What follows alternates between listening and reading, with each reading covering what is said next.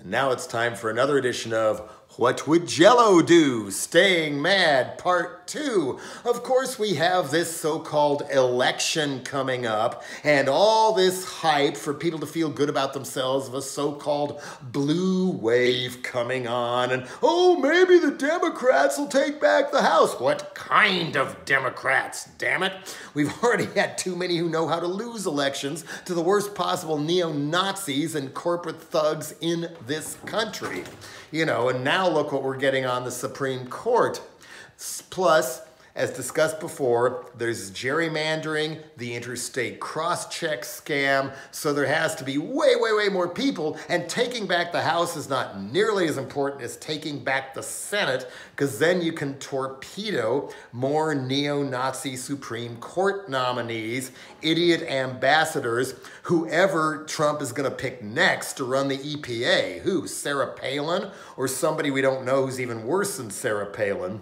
But above all, it does mean continuing what's been happening with all the Me Too and Black Lives Matter and March for Our Lives and Never Again and all the American Civil Liberties Union getting involved now, immigrant defense and clinic defense.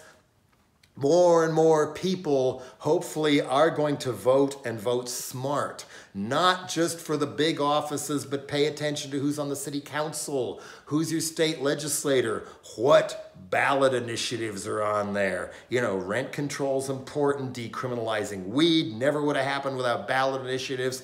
Things like that, you know, and you know who cares more than anybody and pays attention to school board races? It's the junior Betsy DeVosses and right-wing religious supremacists, Christian supremacists in your own so-called community. So, with all this other networking going on, I thought, hey, wait a minute. What about bringing back Punkvoter? Punkvoter was started by Fat Mike of NoFX to try and help tip the 2004 election and get rid of the then worst president in history known as George W. Bush. It almost worked, and if John Kerry had fought the obvious rigging of the vote in Ohio, it would have worked.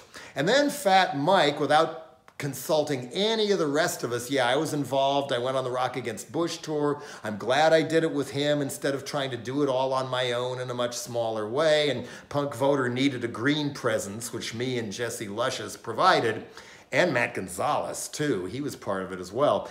Anyway, maybe about a year later, there was a big old Sunday thing, interview with Fat Mike in the San Francisco Chronicle, where he announced the end of Punkvoter. Didn't ask any of us if we wanted to continue it without him and just keep the momentum rolling, whatever, and he called it a failure. Punkvoter was not a failure. Punkvoter planted the seeds, getting a lot of people to vote for the first time, that led directly to the very narrow election victory of Barack Obama in 2008. Which granted, I was expecting to be disappointed, and I was, but can you imagine the economic collapse and McCain was in charge? Yeah, I mean, we'd be having 100,000 troops in Iran right now if he was in charge. Who knows what else would be on the Supreme Court? So, Punkvoter, there had a ripple effect. That's how these things work. I mean, the political director of Punkvoter, who was hired out of the inner machinery of electoral politics, Scott Goodstein, he was the one who spotted Shepard Fairey's poster and got it to the Obama people because he was working on that campaign at the time, but decided to go back in the trenches instead of into the Obama White House. So this was very key. So then I think now, with these spontaneous formations of all these new groups and energies, even flash mobs at times, why not bring back Punkvoter? Is it too late because most of the primaries are over? Hell no, the main action is in the fall election and there's still time to register to vote, get other people to register to vote. Who's gonna run it this time? Fat Mike said, no, I don't wanna run it this time. Me run it? Ha ha ha ha ha. I'm dependable in some ways more than others. You don't want that. But do you need a Fat Mike?